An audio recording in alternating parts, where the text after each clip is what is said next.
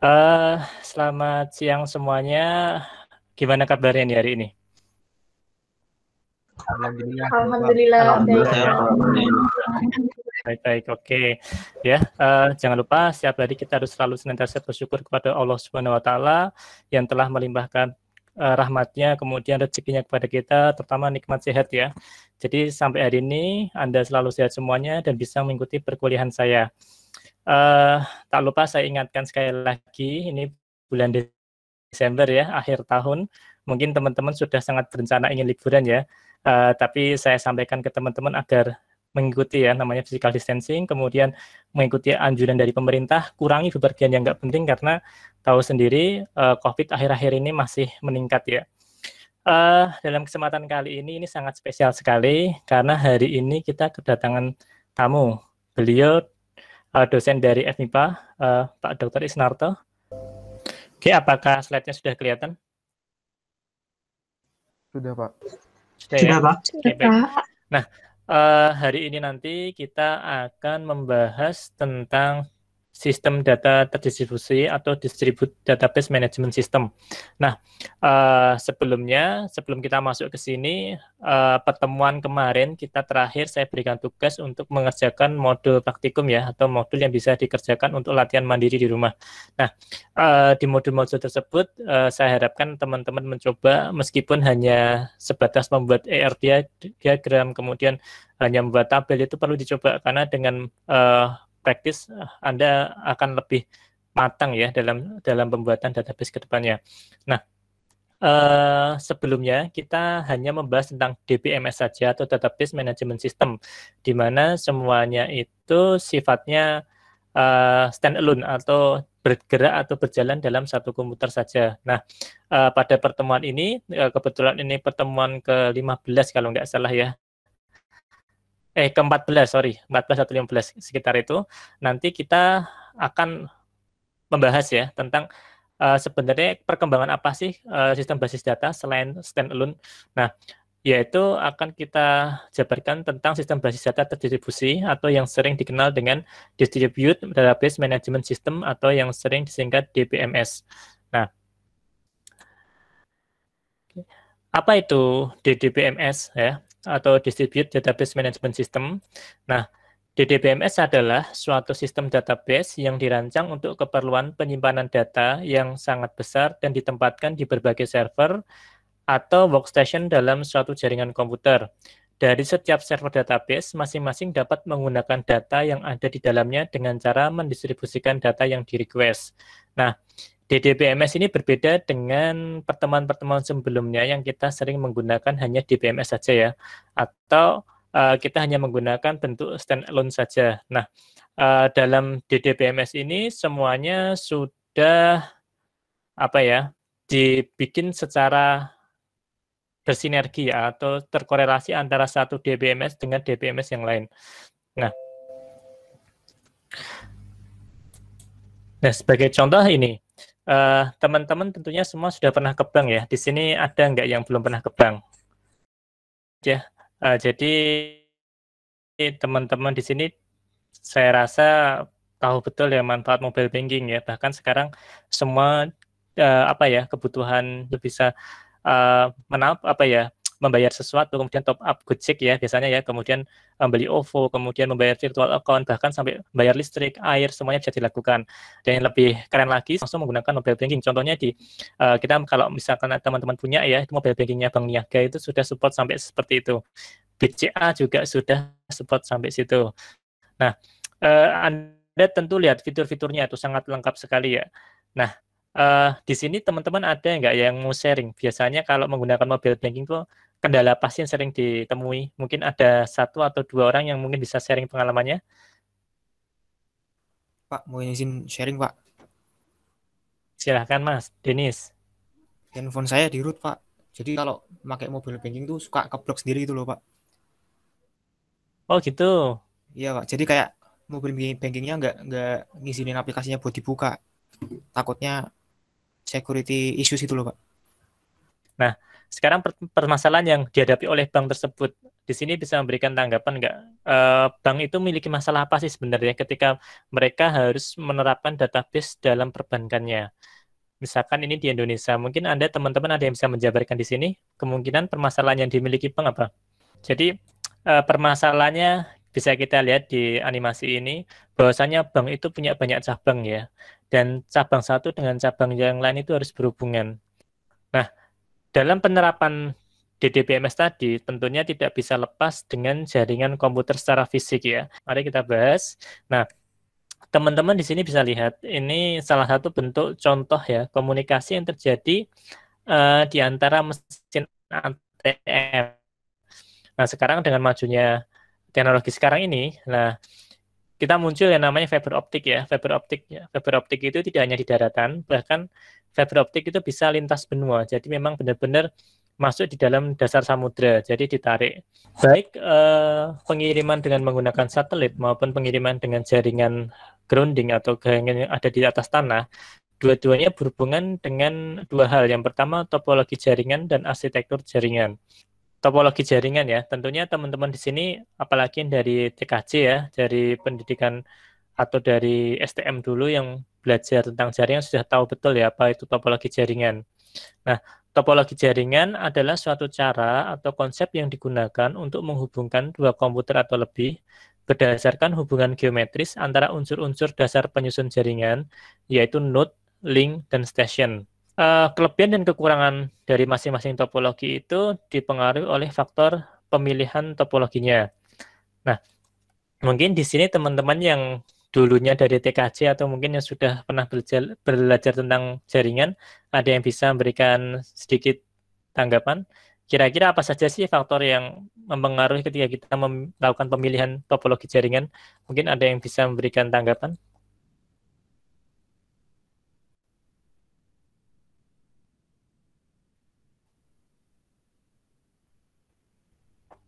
Halo, mungkin ada yang bisa memberikan tanggapan? Salah satu? Boleh berdiskusi, tidak perlu takut salah ya. Jadi kita di sini belajar bareng. Teman-teman boleh mencoba menjawab ya. Silakan untuk dicoba. Nanti kita akan diskusikan bersama. Siapa? Apa perlu saya panggil? Mungkin coba ya, Mas Muhammad Rizky. Mas Muhammad Rizky, benar. Mas Muhammad Rizky ada hadir? Hadir, Pak. Kira-kira dalam pemilihan topologi jaringan, apa sih Mas salah satu atau beberapa faktor yang perlu kita pertimbangkan? Kalau menurut saya sendiri, pendapat saya, yang paling penting itu apa ya? Jangkauannya. Misalnya Jangkauannya ya. kayak jangkauan ke kota atau se kabupaten atau kayak untuk kampusnya aja gitu loh, Pak. Oke, baik. Secara global atau secara general, saya rangkum di sini. Yang pertama adalah biaya instalasi ya. Nah, yang kedua yaitu biaya komunikasinya ya. Kalau tadi biaya instalasinya, sekarang biaya komunikasinya. Faktor yang ketiga adalah kehandalan atau frekuensi tingkat kegagalan komunikasi yang terjadi. Berikutnya adalah ketersediaan ya. Jadi tingkat kesiapan data yang dapat diakses sebagai antisipasi kegagalan komunikasi. Sekarang kita lihat di sini ada topologi yang pertama adalah topologi bus. Nah, Anda bisa lihat di sini topologi bus itu dia punya satu namanya ini backbone. Dalam arti jaringan utama, kemudian setiap workstation atau klien itu terhubung dengan backbone tersebut. Contoh yang kedua adalah topologi star ya. Nah, topologi star ini Anda bisa lihat di sini. Topologi star itu semuanya berpusat di tengah ya. Jadi dia punya server atau punya apapun yang semuanya itu sumbernya di tengah.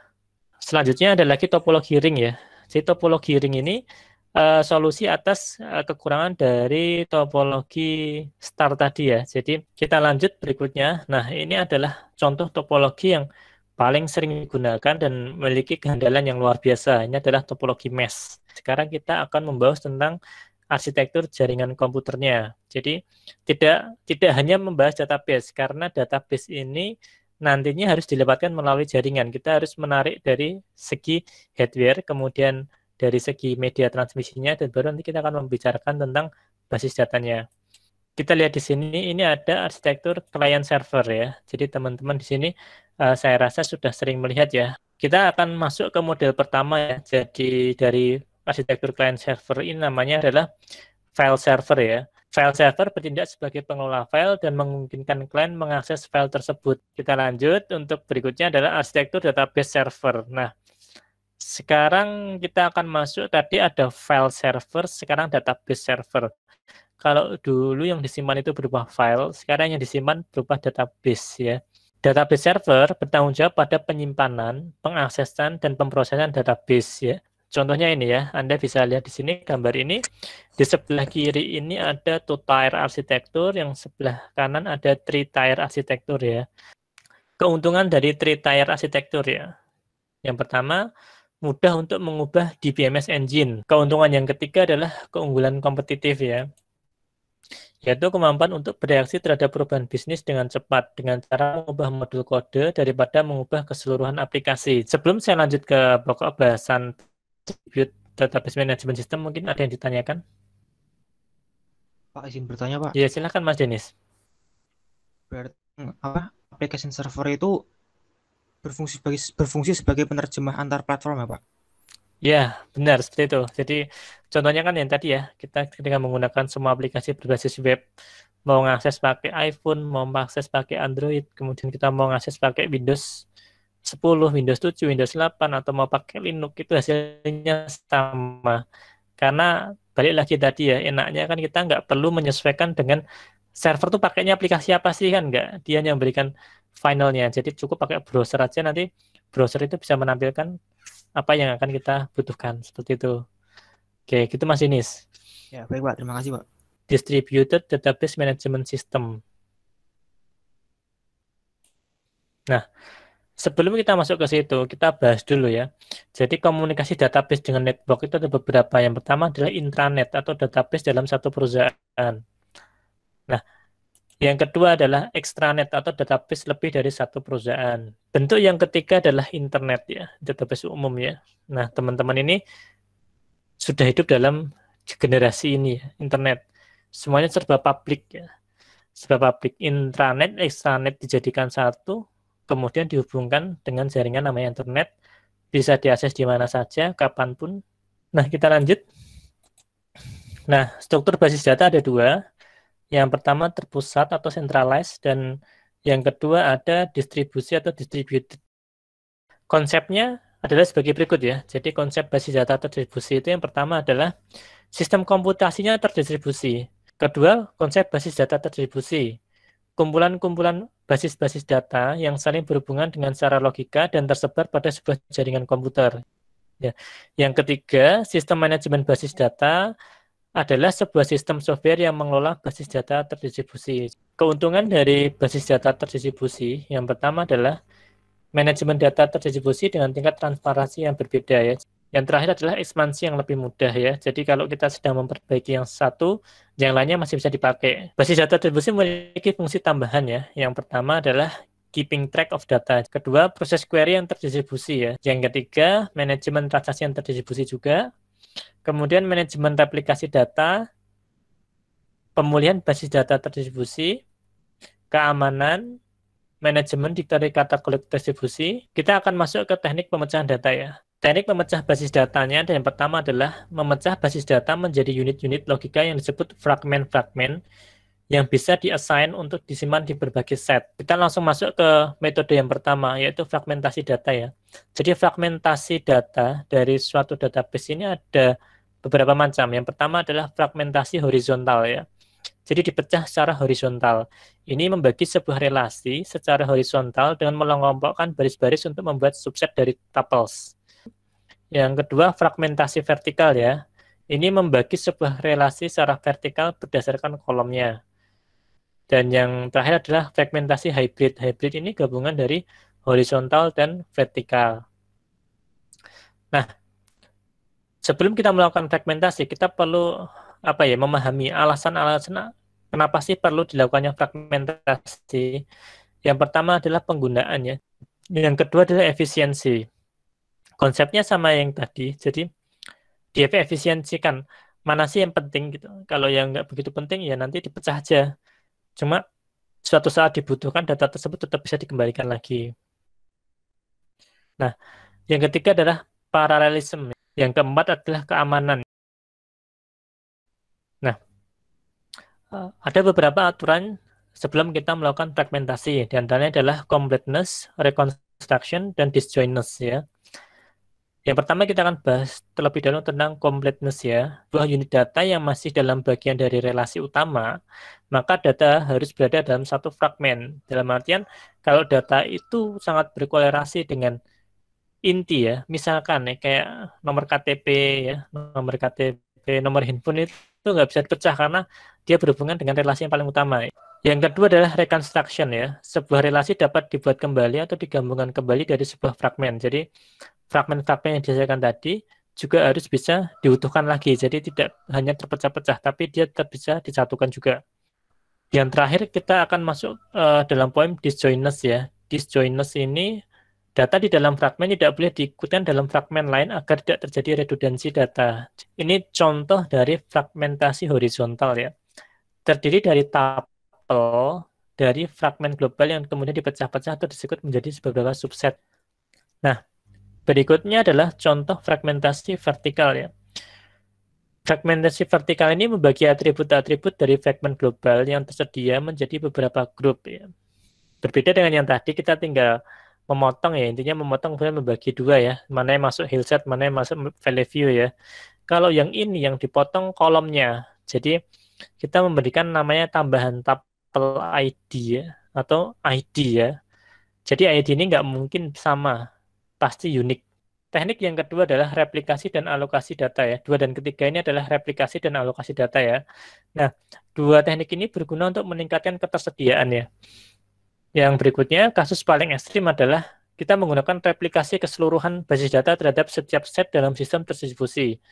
Sering disebut namanya fully replicated distributed database ya.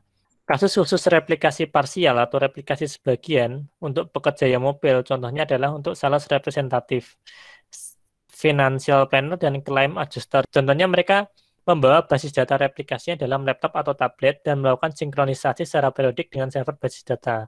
Nah, masing-masing fragmen atau salinan dari sebuah fragmen harus diassign ke set tertentu dalam sistem distribusi. Nah, proses ini disebut distribusi data atau alokasi data ya. Jadi tadi ya sudah di fragmen, kemudian direplikasi, jangan lupa harus ada alokasinya. Jadi kalau nggak ada alokasinya ngapain di fragmen kan gitu.